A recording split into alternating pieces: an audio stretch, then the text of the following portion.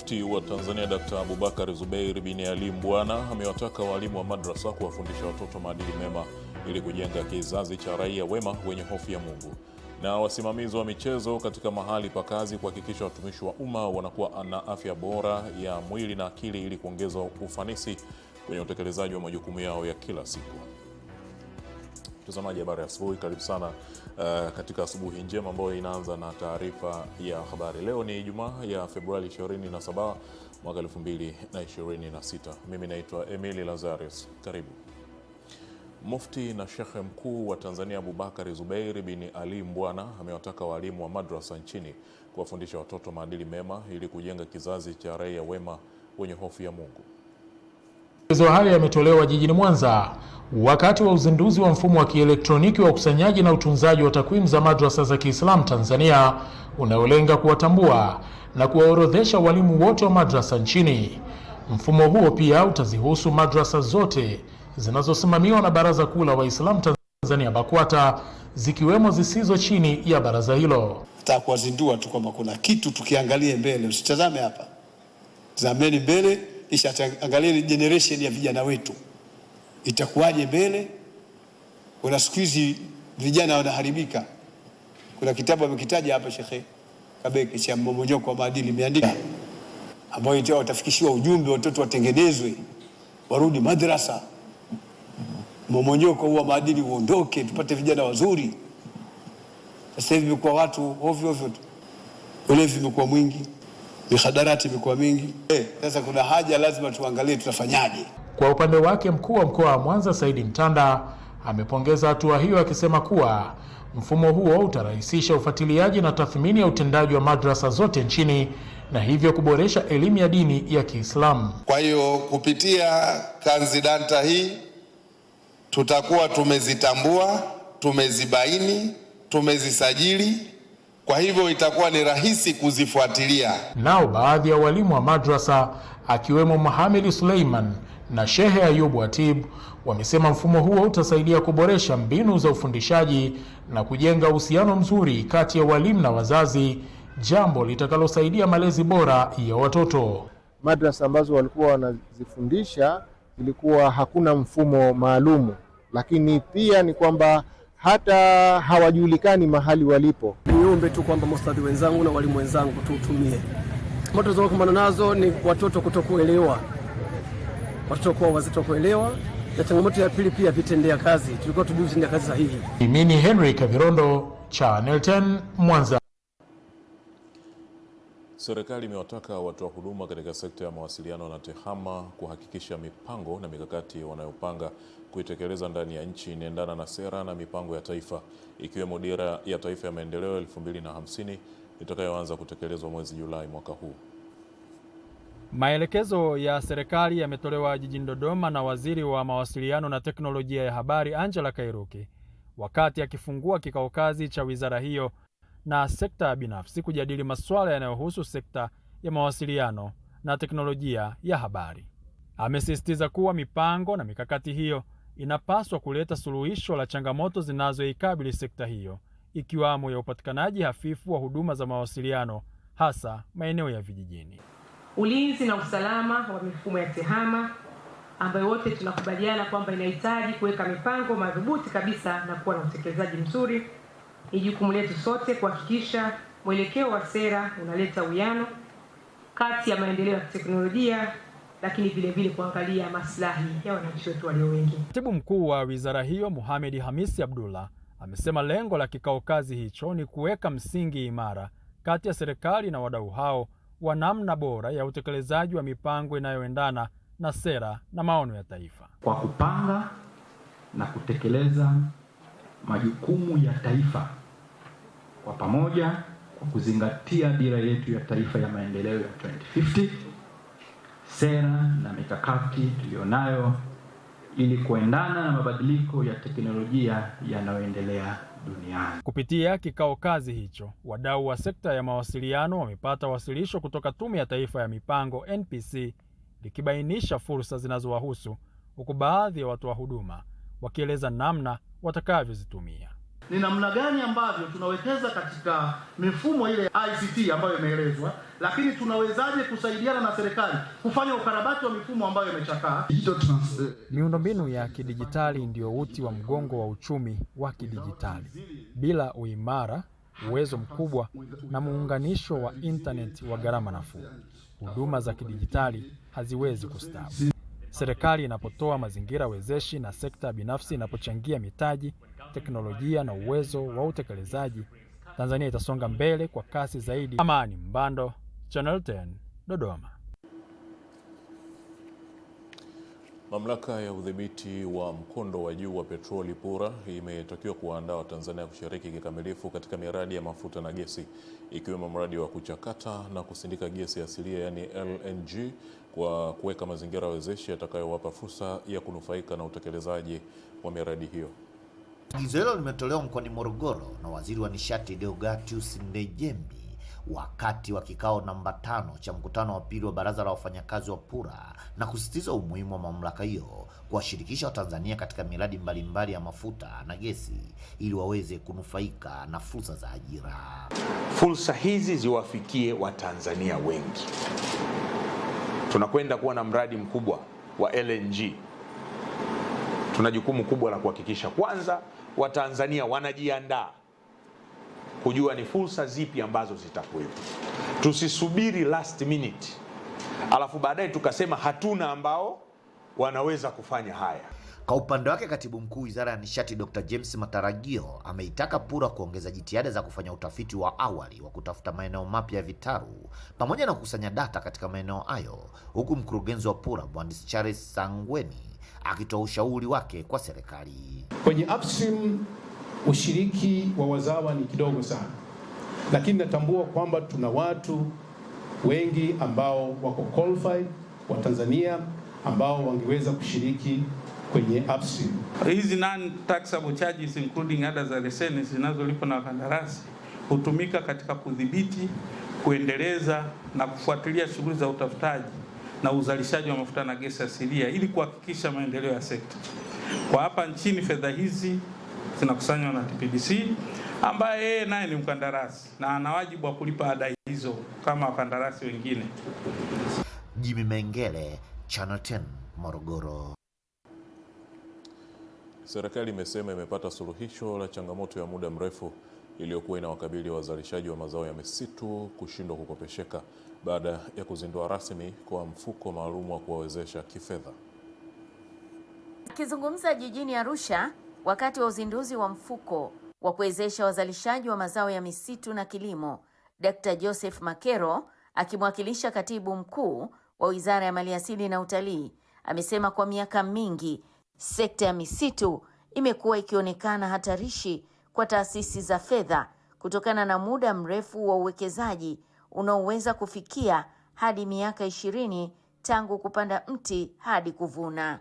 Kwetu sisi kama wahifadhi tunadhani kwamba ni suluhu kwa ajili ya kuwawezesha hao wazalishaji wadogo ili waendelee kutunza mazingira yetu. Upande wake, mkurugenzi wa CRDB Bank Foundation Tuli Esther Mwambapa ameshukuru Shirika la Chakula Duniani kwa kuichagua CRDB Foundation kwenye mpango huo na kusema kwa kushirikiana na FAO, mpango huo utawezesha wakulima na wazalishaji wadogo kupata mikopo yenye masharti nafuu pamoja na mafunzo ya kibiashara. Awamu ya kwanza ambayo tunaanza na FAO ambao ni FAO ambayo ilianza Januari itaisha mwezi Juni, tumeanza na milioni 200 ambazo fedha hizo tunaenda kwanza kwenda kukaa na hawa wazalishaji wa mazao ya misitu na wakulima wadogo wadogo ili tuweze kujua changamoto zao na tutengeneze suluhisho la kifedha, lakini pia na mafunzo maalum ambayo yanawahusu wao. Lengo la mradi huu ni kujenga mfumo endelevu ambapo si tena swala la ruzuku bali uwekezaji wenye tija. Taasisi za fedha zitatoa vifurushi maalum vya kifedha. Jamila Omar, Channel 10, Arusha. Mkuu wa wilaya Wete Abdallah Rashid Ali amesema serikali inathamini juhudi za wafadhili wa ndani na nje ya nchi waliojitoa kusaidia jamii katika kipindi hiki cha mwezi mtukufu wa Ramadhani. Akizungumza katika hafla ugawaji wa msaada huo kwa niaba ya mkuu wa wilaya hiyo, katibu tawala wilaya Ndokojani Ali Manga Hamisi amesema kuwa msaada huo umeleta faraja kubwa kwa familia zenye uhitaji, hasa katika kipindi hiki ambacho Waislamu wanatekeleza ibada ya funga. Karibu kaya 500 hizi zinanufaika leo hapa, ambao kwa hapa pana makundi tofauti. Kuna makundi yale watu mahitaji maalum, tunasema walemavu, na walemavu wako aina nyingi. Pia kuna maskini sana wale tunaosema, alafu pia pengine kuna wajane hapa wapo, kuna wazee. Kwa hiyo makundi tofauti yamefikiwa na hawa ndugu zetu wa Uturuki. Mwakilishi wa taasisi ya Udugu Foundation na taasisi ya Dynet wameahidi kuendelea kusaidia familia zenye uhitaji, ikiwemo chakula na nguo. Pakeji moja ina kilogramu 3 za sukari, 3 za maharage, 3 za mchele, kuna kilogramu 10 za unga wa ngano pamoja na mafuta lita 3. Hii tunaita package ambayo ina kilogramu 22 kwa ajili ya ni kama family package. Thank you to accept our small gift, but now I take from you a big gift. Your prayer for us is big and best gift. Nao wanufaika wa msaada huo wamewashukuru wahisani wa maendeleo kwa kuwakumbuka na kuwapatia chakula hicho ambacho kitawasaidia katika kipindi cha mfungo wa mwezi wa Ramadhani. Tuwaombe kwa sababu jimbo letu ni kubwa na wahitaji ni wengi. Basi inshallah panapo majaliwa Mwenyezi Mungu, mwaka huu tumepata 300, lakini mwaka ujao tupate 3000 inshallah biidhnillah. Baada ya kushukuru Mwenyezi Mungu na Mtume Muhammad sallallahu alaihi wasallam kwa siku yetu ya leo hii kufika hapa kwa ajili ya kuja kupata msaada huu ambao wametuletea ndugu zetu kutoka Uturuki. Tunashukuru sana. Msaada huo umetolewa na taasisi ya Udugu Foundation kwa kushirikiana na taasisi ya Danet kwa msaada mkubwa wa mbunge wa jimbo la Kojani Mheshimiwa Hamadi Hassan Chande.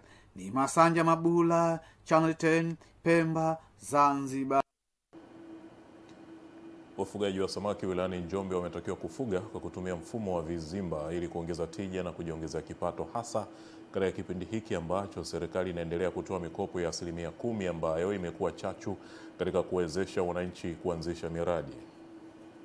Akizungumza wakati wa ziara ya kukagua kikundi cha wafugaji wa samaki wanaotumia vizimba katika kitongoji cha Lukuyusi, kata ya Lupingu, wilayani Ludewa, Thomas amesema mikopo ya 10% inayotolewa na halmashauri imekuwa chachu ya kuwawezesha wananchi kuanzisha miradi ya uzalishaji mali. Naleta tija kwa uchumi wetu. Kama tunavyofahamu ya kwamba Ziwa Nyasa ni kati ya ziwa ambalo liko very deep. Kina chake ni kikubwa sana.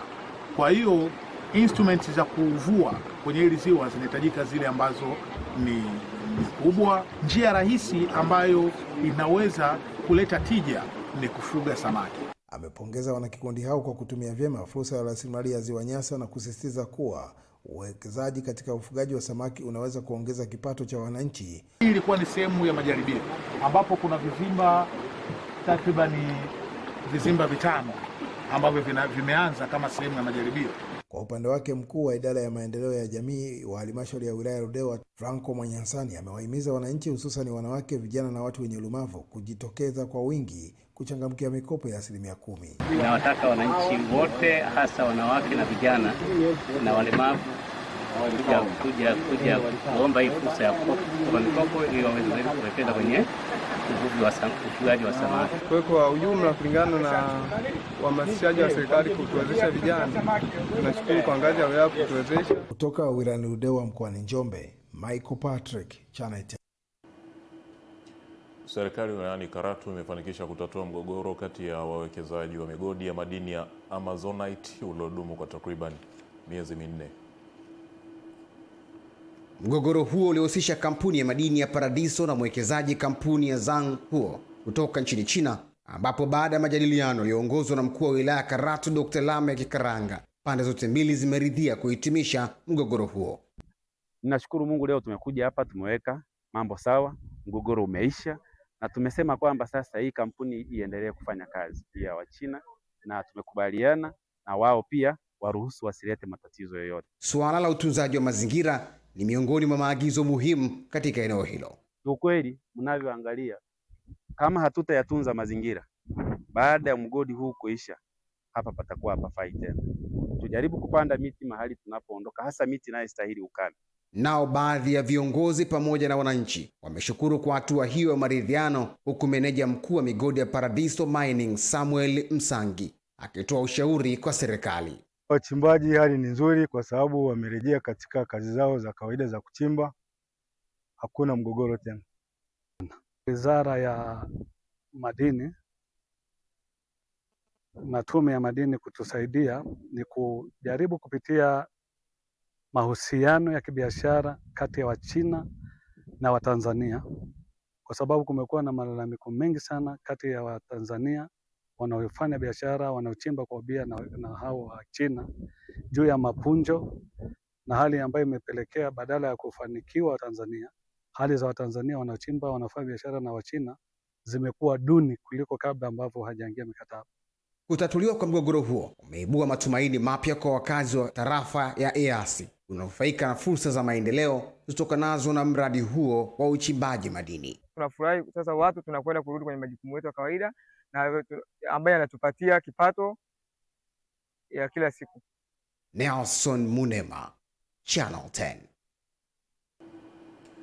Serikali wilayani Karatu imefanikisha na kumradhi mtazamaji, na mara hii hebu tuangazie habari za michezo, ambapo tunaelezwa kwamba katibu tawala msaidizi sehemu ya uchumi pamoja na uzalishaji mali mkoa wa Morogoro, Dr. Rosaria Regasira amewataka wasimamizi wa michezo katika maeneo ya kazi kusimamia kikamilifu shughuli za michezo ili kuhakikisha watumishi wa umma wanakuwa na afya bora ya mwili na akili, hatua itakayosaidia kuongeza ufanisi katika utekelezaji wa majukumu yao ya kila siku.